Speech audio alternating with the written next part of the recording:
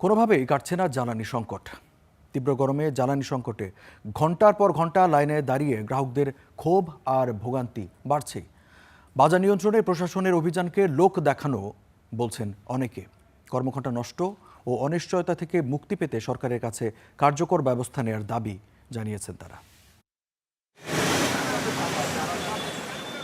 তীব্র রোদ মাথায় নিয়ে জ্বালানির জন্য কয়েক কিলোমিটার দীর্ঘ লাইনে অপেক্ষা এখন প্রতিদিনের চিত্র, যেখানে ঘন্টার পর ঘন্টা স্থবির হয়ে আছে শত শত চাকা। গ্রাহকদের মূল্যবান কর্মঘণ্টা নষ্ট হলেও মিলছে না প্রয়োজনীয় তেল। অভিযোগ পাম্প কর্তৃপক্ষের অব্যবস্থাপনার। তেল দিচ্ছে তবুও ঢিলাফিলা করে।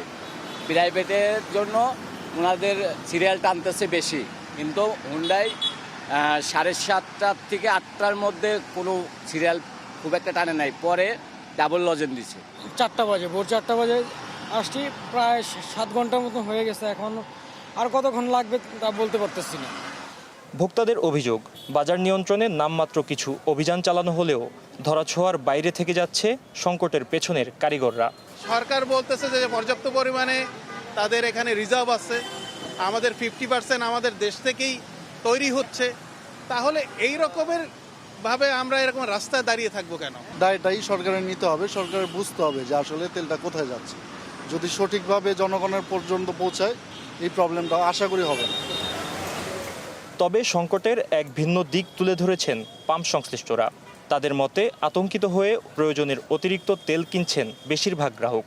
সকালে যখন আসি যেই লাইন থাকে, আমি রাত যখন 12টা-1টার সময় বাসায় যাই তখন সেম লাইন থাকে। আমারও প্রশ্ন আপনাদের মিডিয়ার মাধ্যমে, যে সারাদিন যে আমি তেলটা সাপ্লাই দিলাম, এটা কাদেরকে দিলাম, এরা কোথায়, এরা কোথা থেকে এলো, কোথায় গেল? জ্বালানি অনিশ্চয়তায় উৎপাদনশীলতা নষ্ট হয়ে অর্থনীতি আরও চাপে পড়বে বলে আশঙ্কা সব পক্ষের। Fahim Yusuf, star news, Dhaka.